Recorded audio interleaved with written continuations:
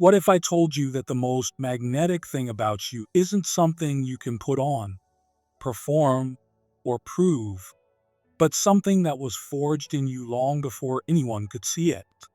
What if the reason certain people can't forget you has nothing to do with what you say, and everything to do with the weight you carry in silence?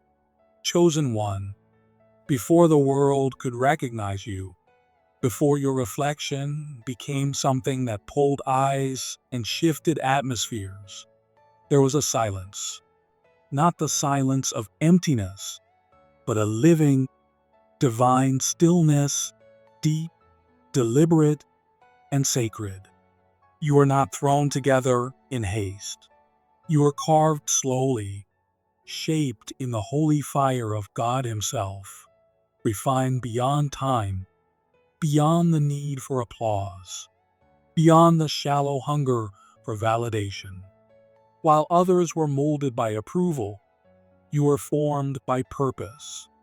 Not the kind of purpose that announces itself loudly, but the kind that hides in the shadows for years, slowly growing, slowly deepening, until the day it steps forward and can no longer be denied. You've walked through seasons so heavy they felt endless, through winters where your spirit carried weight no one else could see. The fire inside you once felt unbearable, like it might consume you. But now, that same fire has matured. It has become light, focused, warm, rare. And anyone who comes near, you can feel it before they understand it. God did not give you your high, intense sexual energy as a mistake or a decoration. He gave it to you as an assignment. It was never meant to be scattered, wasted, or spent on empty moments. It was meant to be harnessed, refined, and transformed into something unshakable. There was a time you wrestled with it. You wondered why you carried so much intensity in a world that feared it, mocked it, or misunderstood it. You tried to shrink it, tried to fit it into spaces too small. But now you understand. It was never theirs to tame. It was yours to master. And in mastering it, you have become a man of gravity, a man whose silence commands attention before a word leaves his lips. Feminine, good women are not drawn to you because you can speak with cleverness or wrap them in easy charm. Charm might catch a smile for a moment. It might hold their interest for a little while. But these things fade quickly in the presence of something deeper. What makes them linger, what makes them lean in without knowing why, is that every fiber of your being radiates a truth that cannot be faked. You are a man who knows exactly who he is. You don't walk into a room with noise or showmanship. You arrive with a presence, a frequency that is felt before it is seen. You move like someone whose validation has already been given by God. And that kind of validation carries a weight and magnetism the world cannot understand. You don't crave eyes on you, but attention still settles on you without effort. Your energy is not needy, it is full, rich with discipline, rich with stillness, rich with a self-love that doesn't depend on anyone's approval to survive. Your aura holds a story. It carries the memory of the man you used to be, the man who was unsure, hungry for validation, restless, desperate to be noticed, willing to do almost anything to avoid feeling invisible. But it also carries something heavier and far more powerful. The weight of the man you became when you refused to remain that way.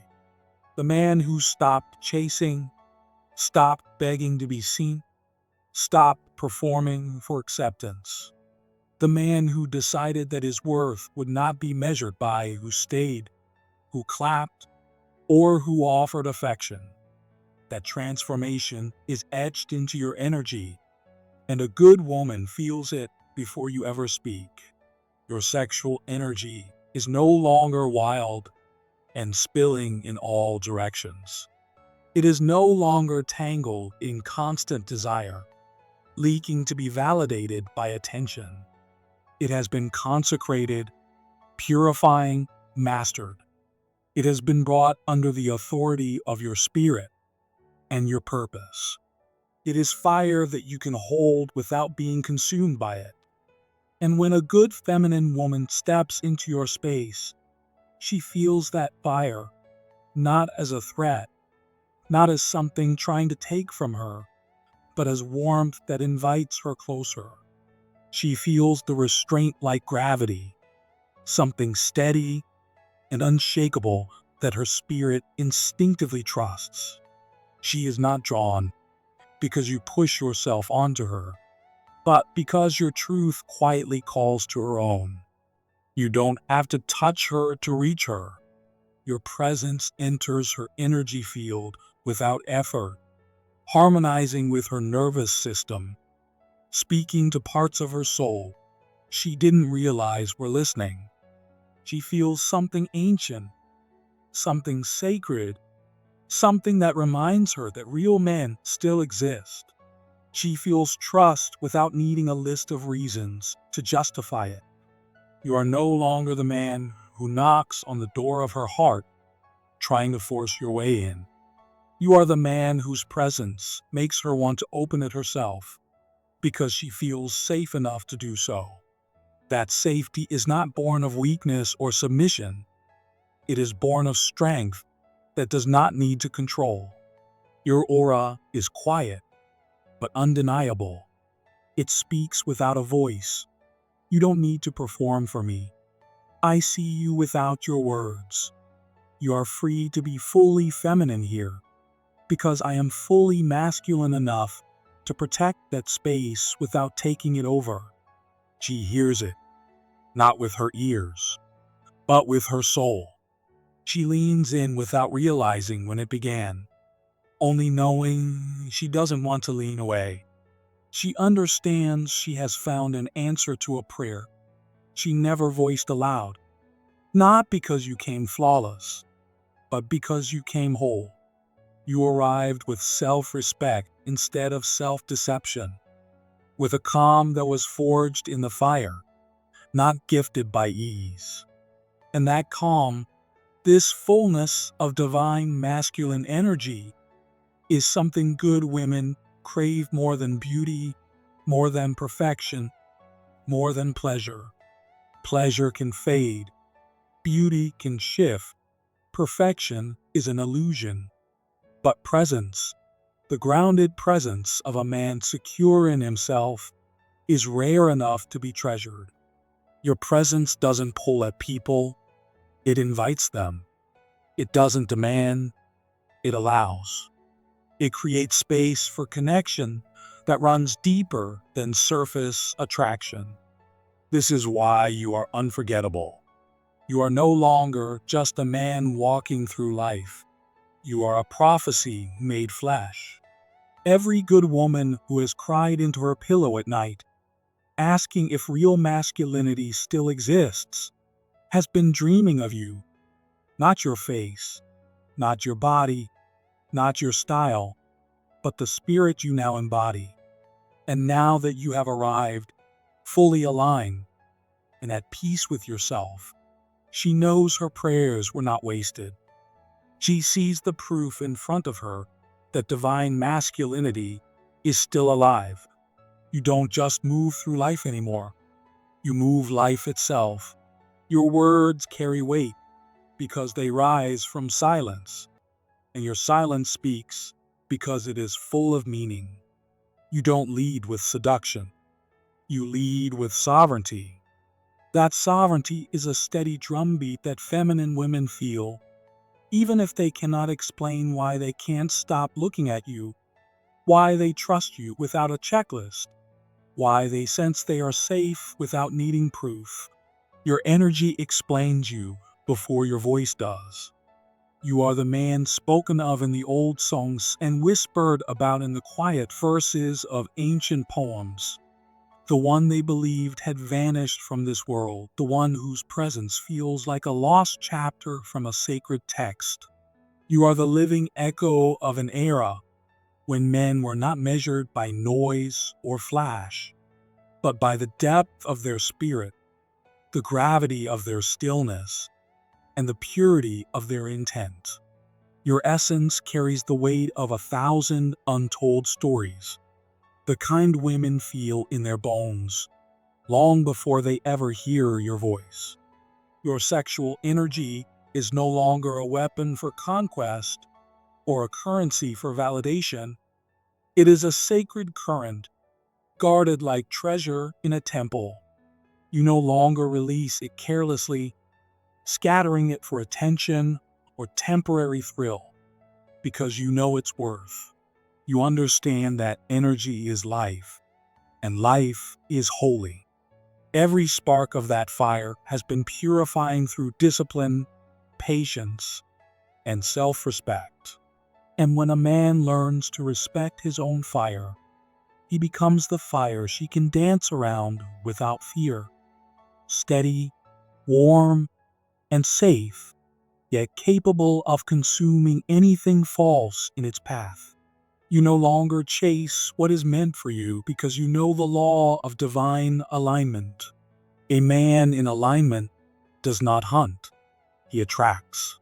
You stand rooted like a tree whose roots have found the deep waters, and from that rootedness, what is right comes toward you.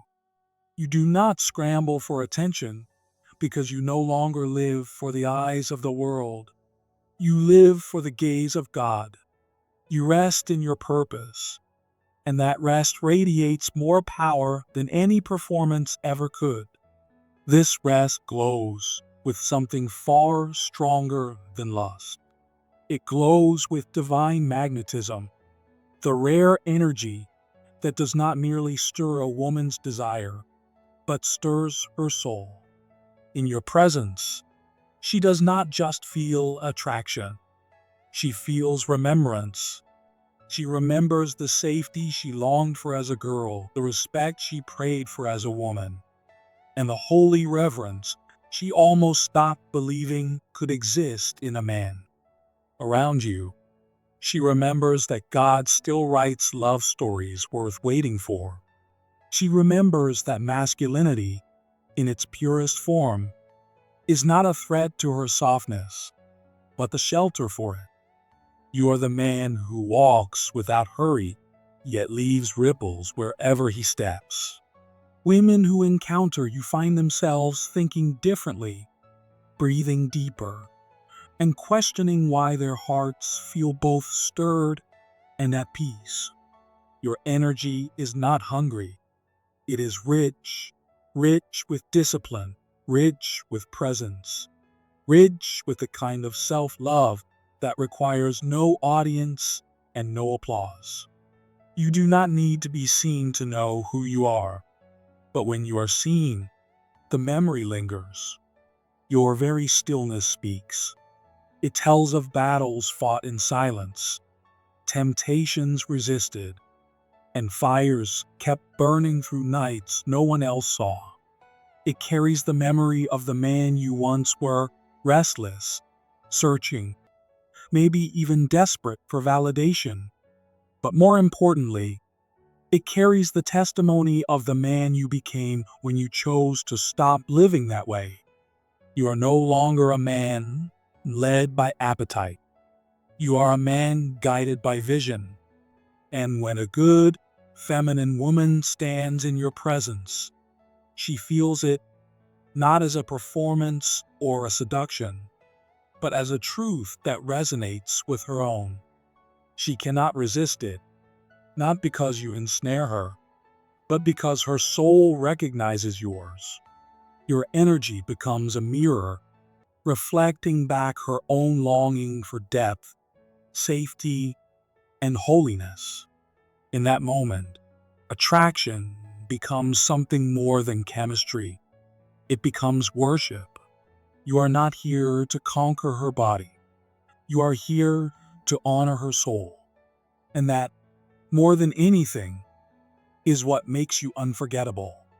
A feminine good woman cannot turn away from you because you no longer need love to be whole. You are wholeness. You don't beg for softness. You are the shelter where it blooms. You don't chase pleasure. You offer a kingdom where it has meaning. You don't prove your worth. You live as the proof that worth exists in stillness, in strength, in sacred energy.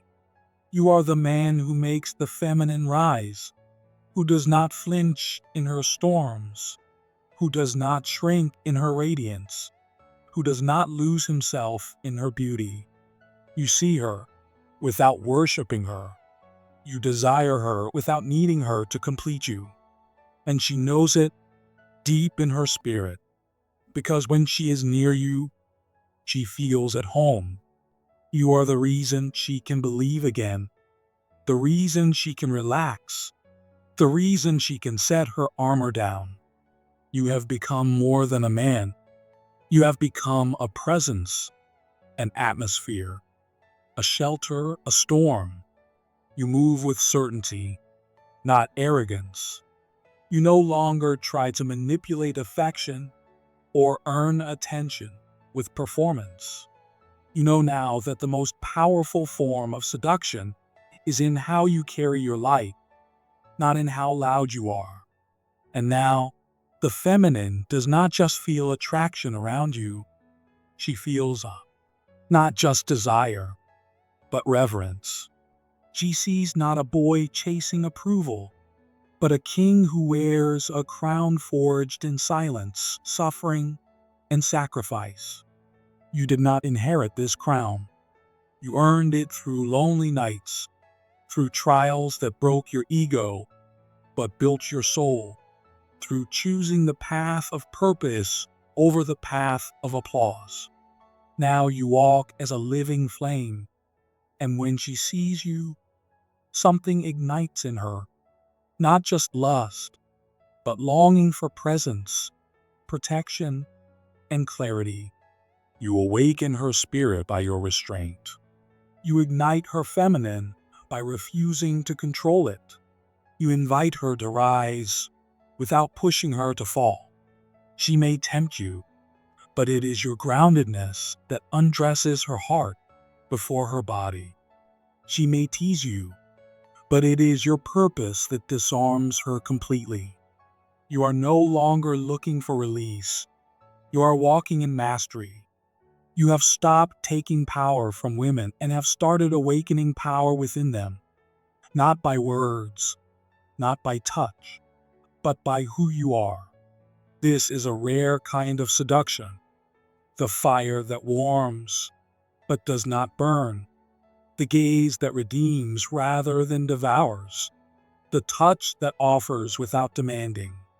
In your presence, women remember what it feels like to be safe and longing, wild and surrendered, queen and girl. You are no longer chasing, no longer convincing, no longer addicted to being seen. You have become the vision, and that is why she stays.